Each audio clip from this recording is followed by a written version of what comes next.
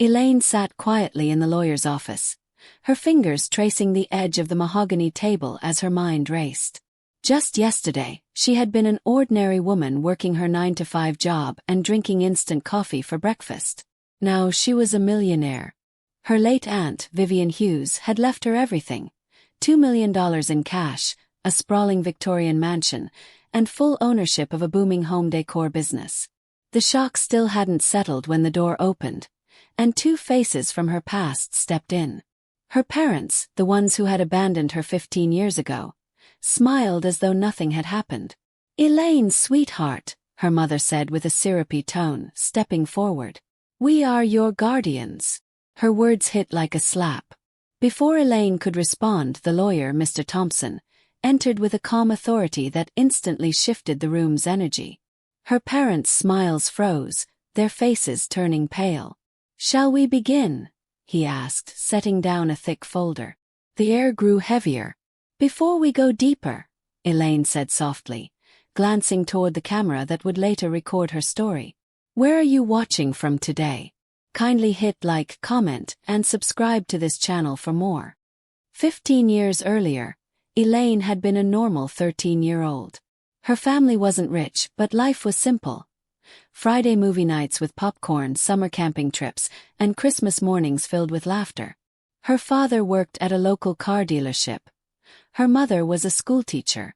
But behind the smiles were cracks too small for a child to notice. Late-night arguments, whispered phone calls, and empty promises soon replaced their laughter. Then, one October morning, Elaine woke up to find their room empty, closets half cleared, and a note on the kitchen counter. "Elaine, we can't do this anymore. Aunt Vivien will take care of you." Elaine had stared at that note for hours, rereading every word, hoping there was a mistake. Her parents' phones were disconnected, and the apartment felt haunted by their absence.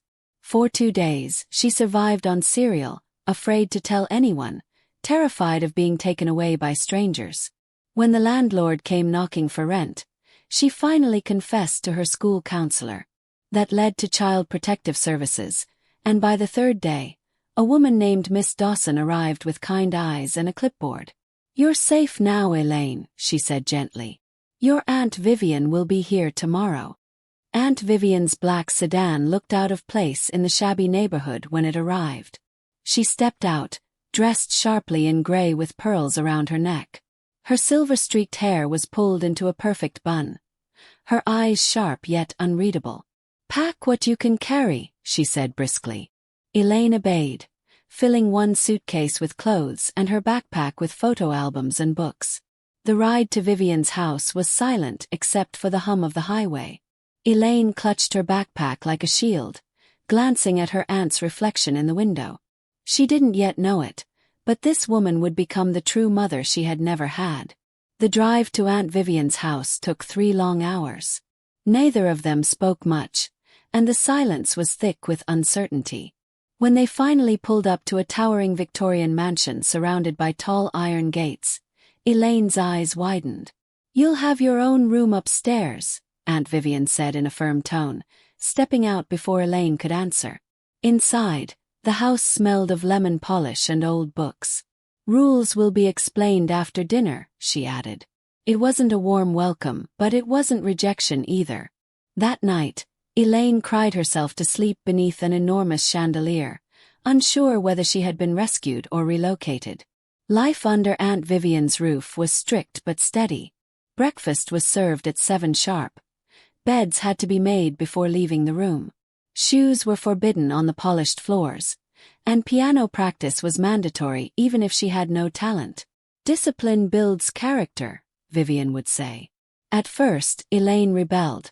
She was late to breakfast, ignored piano practice, and left homework undone. She half hoped her aunt would send her away. Instead, Vivien calmly assigned consequences. "No breakfast after 7:30, she reminded her. "And no weekend outings until your assignments are complete." For the first time in her life, Elaine experienced firm boundaries that came not from anger, but from care. Still, there were glimpses of warmth beneath Vivien's stoic exterior. When Elaine failed a math test and broke down in tears, Vivien didn't scold her. She simply said, "You need a tutor," and hired one the next day. When Elaine found an old wedding photo of her parents and began sobbing quietly, Vivien sat beside her without saying a word, handing her a soft handkerchief. It was in those quiet gestures that Elaine began to see something she hadn't known since childhood: consistency. Vivien never said, "I love you," but she showed it through every action. And slowly, Elaine's heart began to trust again. Vivien was a brilliant businesswoman. She had built her fortune from a single store into a chain of luxury home decor boutiques across several states. On weekends, she often took Elaine along to her business meetings. "Watch how people negotiate," she would whisper. "Notice who listens more than they talk. Business is just human psychology wearing a suit." At first, Elaine didn't understand, but those lessons became invaluable. She saw her aunt command rooms full of men twice her age with quiet authority. Watching her, Elaine began to realize that success wasn't about luck. It was about preparation, patience, and resilience. Education mattered above everything else in Vivien's home. When the local public school failed to challenge Elaine, her aunt enrolled her in Westfield Academy, an elite private school known for excellence and discipline. The adjustment was brutal. Elaine struggled to fit in among wealthy classmates who arrived in chauffeured cars. But Vivien refused to let her quit. "You don't run from discomfort," she told her. "You grow through it." Nights were long, filled with studying and self-doubt, but gradually Elaine improved. By her junior year, she was on the honor roll, driven not by fear of failure, but by pride in earning her place.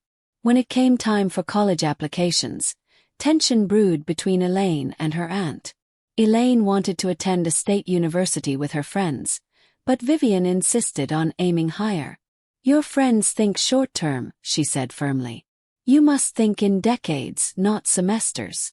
One night the argument boiled over. "You're trying to control my life," Elaine cried. "And you're wasting your potential," Vivien countered coolly. After a long silence, she added softly, "I'm trying to give you what your parents couldn't." That quiet admission silenced Elaine. It was the first time her aunt had ever spoken about her parents with compassion instead of judgment. Vivien told her the truth that night. "Your father was brilliant," she said, sitting across from Elaine in the study. "But our parents couldn't afford college. I got a scholarship, he didn't. He gambled to feel powerful again and lost everything." Elaine listened, shocked. "And my mother?" she asked. "She was kind," Vivien said quietly, "but fragile. She followed your father's lead, even when it destroyed her." For the first time, Elaine understood the chain of mistakes her aunt had been trying to break. That conversation reshaped everything between them, not into warmth, but into mutual respect. Elaine applied to 7 universities and was accepted into 5. In the end, she chose Northwestern, majoring in business and marketing. Vivien paid the full tuition without a word of complaint, though Elaine knew it was costly. College brought freedom and loneliness. She called her aunt every Sunday, and over time their relationship softened. The calls, once formal, began to include laughter. When Elaine graduated with honors, Vivien attended the ceremony. "Well done," was all she said, but her eyes glistened with pride. That moment meant more than any speech could. After graduation, Elaine returned home and began working as the marketing director for Hughes Home Collections, Vivien's company. Their lives settled into rhythm: quiet breakfasts, long workdays, and dinners spent reviewing business reports. Vivien still demanded excellence, but now treated Elaine more like a partner than a ward. Dating wasn't forbidden, but Vivien discouraged distractions. "Love is sweet," she often said, "but stability is sweeter." Elaine smiled whenever she said it, unsure whether her aunt was protecting her, or herself, from heartbreak. 2 years later, life shifted again. Vivien was diagnosed with pancreatic cancer. The doctor's words fell like stones. Elaine cried for the first time in front of her aunt, but Vivien stayed calm. "We all die," she said simply. "The only question is what we do before that." Even as the disease advanced, she worked from bed, dictating business notes and mentoring Elaine through every decision. Their roles slowly reversed. Elaine became the caregiver, ensuring Vivien took her medicine, ate properly and rested.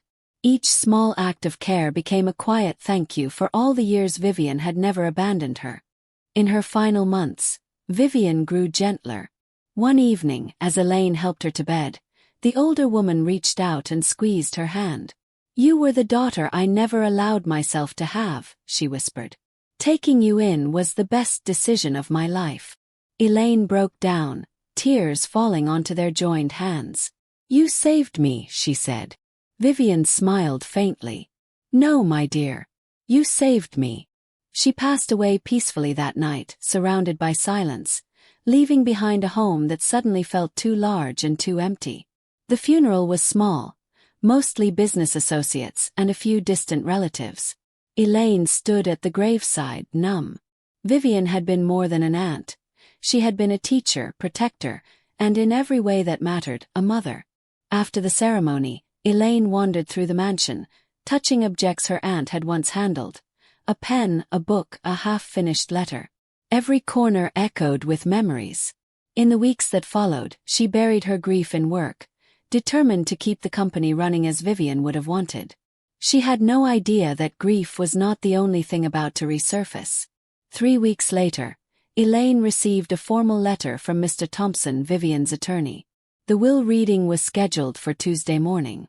The message mentioned that all interested parties would attend, which Elaine assumed meant long-term employees or charitable foundations. She dressed carefully that morning. Navy suit, polished shoes, and her aunt's pearl earrings. She wanted to make Vivien proud. When she arrived at Thompson's office, the room smelled of leather and old books. She took a seat, flipping through a magazine nervously, unaware that the past she'd buried was about to walk through the door. When the door opened, Elaine looked up, and her breath caught. Standing before her were Mark and Laura, her parents. The same people who had vanished 15 years earlier without goodbye. Her father looked heavier, gray-haired and tired. Her mother thinner, her smile strained and unfamiliar. "Ella," her father said softly. "Look at you, all grown up." Elaine froze, her heart racing. Her mother reached forward for a hug, but she couldn't move. Mr. Thompson entered just then, saving her from having to respond. "Let's begin," he said, sitting down.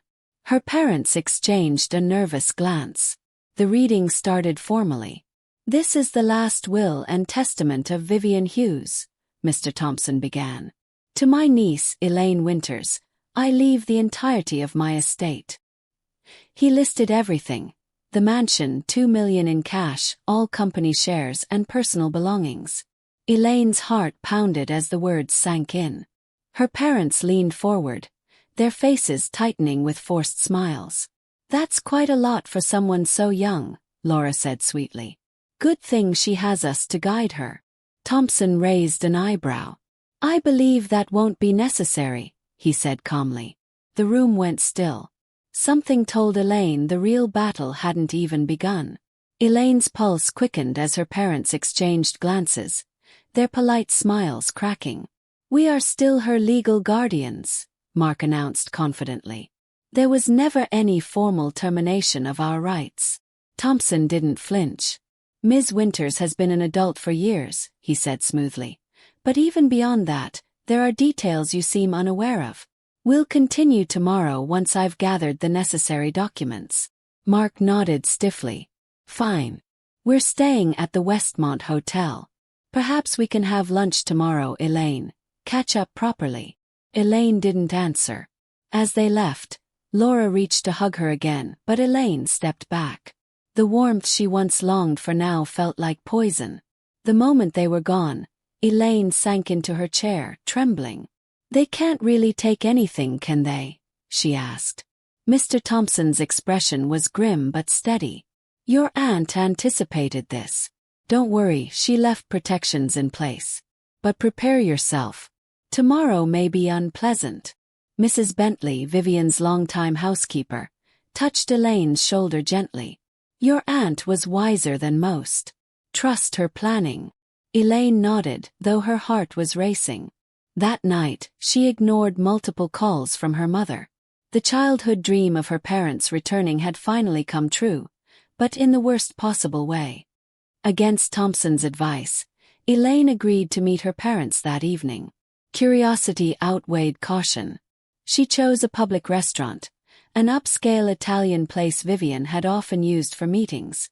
When she arrived, her parents were already seated, smiling too brightly.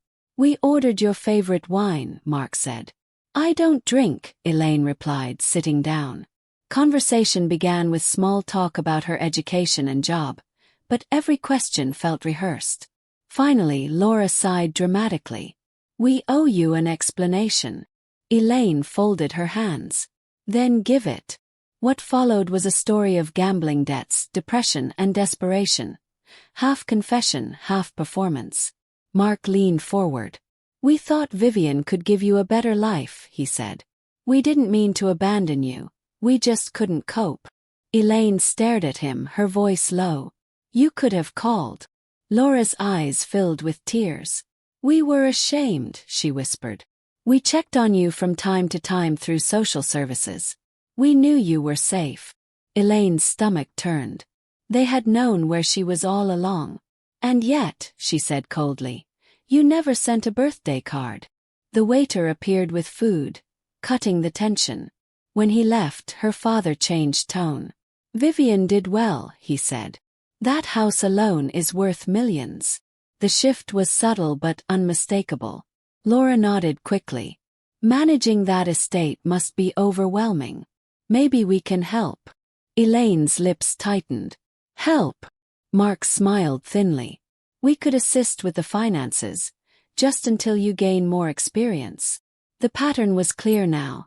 Their remorse had a price tag. "You mean control it," she said. "No, sweetheart," Laura said quickly. "We just want to be part of your life again." Then came the real ask. "If you helped us pay off our mortgage and medical bills, just 100,000, it would change everything for us." Elaine stared at them, her heart numb.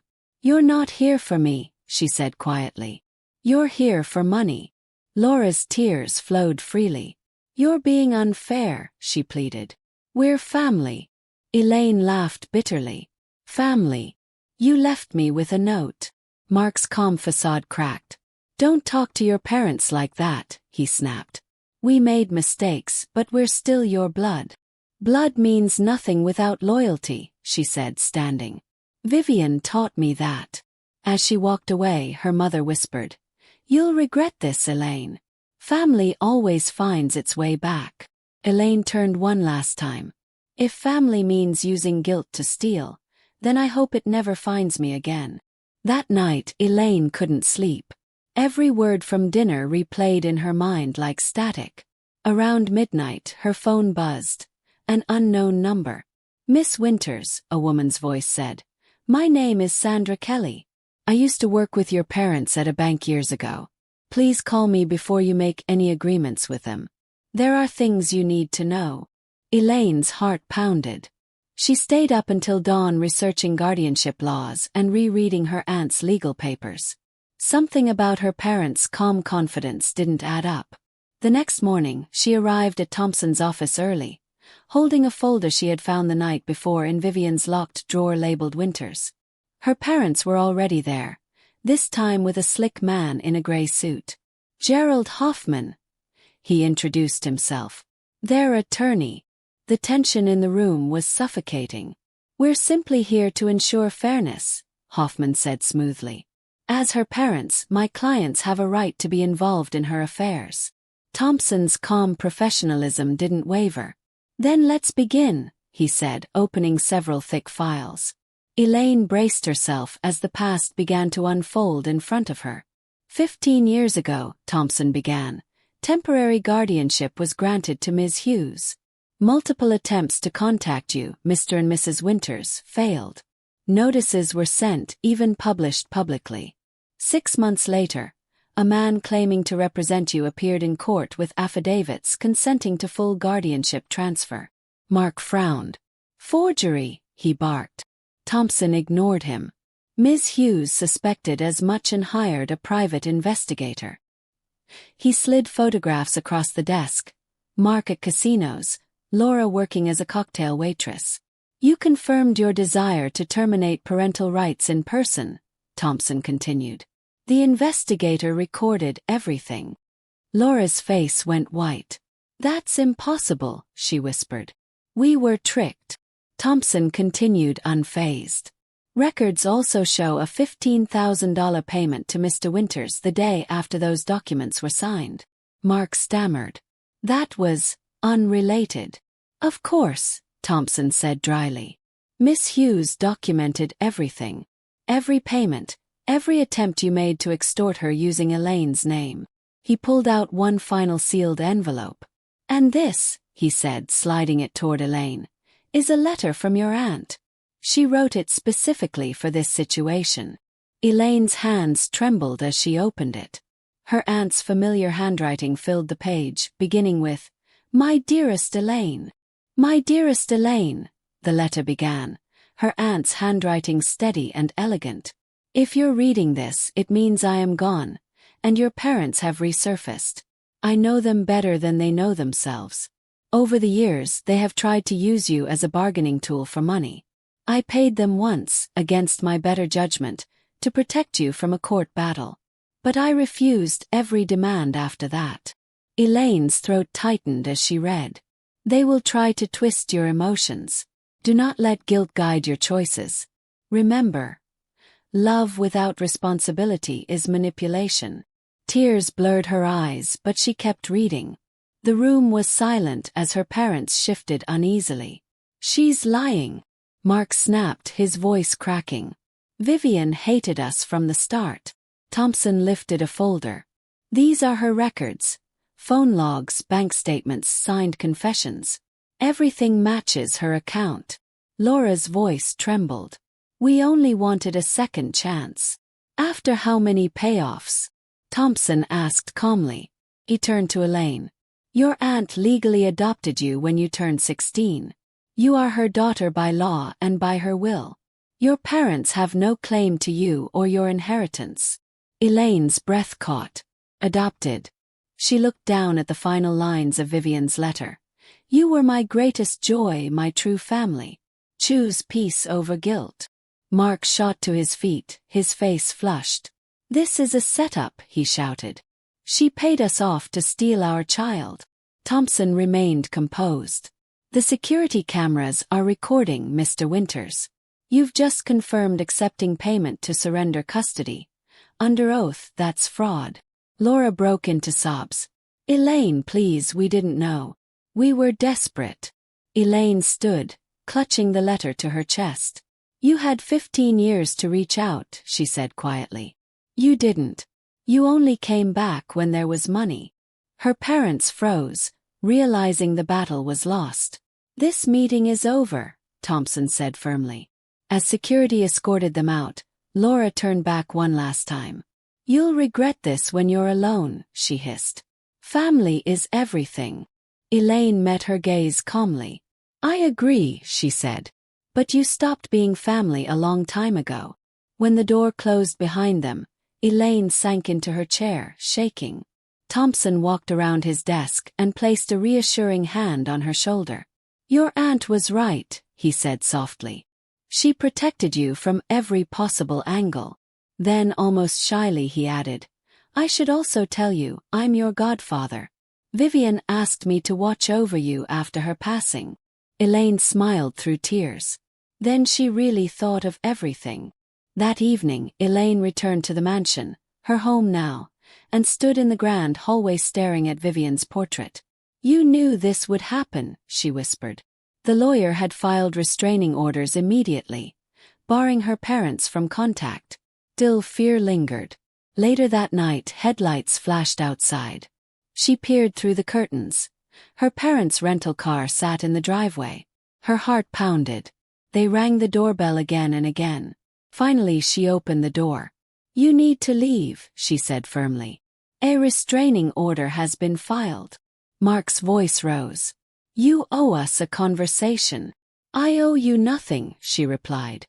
Laura pushed past her into the foyer, scanning the house. So this is what she left you, she said bitterly. It's ours too by blood. Elaine didn't move. Blood doesn't buy forgiveness. Mark stepped forward, eyes burning. That woman poisoned you against us. No, Elaine said steadily. She saved me. You left me hungry and alone. She fed me, taught me, and stayed. Laura's voice broke. We were sick, Elaine. Depression, addiction, you can't understand. Elaine's voice trembled but didn't waver. I was 13. I didn't need perfect parents. I just needed parents who stayed. Mark looked away, unable to meet her eyes. The argument escalated. We can fix this, Laura cried. We can start over. Elaine shook her head. No. You want money, not forgiveness. Mark's patience snapped. We built that fortune first. Our parents gave Vivien the money to start her business. It should have been shared. Elaine's eyes flashed. She built that company herself, working 16-hour days while you gambled. You didn't earn a cent of it. Mark stepped closer, his tone menacing. Watch your mouth, girl. Elaine pointed calmly to the security camera above the door. Say another word, and it's evidence. His face drained of color. Just then, headlights filled the driveway, a patrol car. The police, alerted by Thompson, arrived at the gate. You should go, Elaine said quietly. Or they'll escort you out. Laura began crying hysterically as the officers approached. You'll regret this, Mark snarled. We gave you life. And Vivien gave me everything else, Elaine said, her voice steady. Including protection from people who only see love as leverage. As the officers guided them toward their car, Laura turned back. Money won't keep you warm when you're alone. You're right, Elaine replied. But integrity will. The car disappeared into the night, leaving silence and peace behind. In the weeks that followed, Elaine rebuilt her life. Thompson finalized all estate transfers, and the company continued to flourish under her leadership.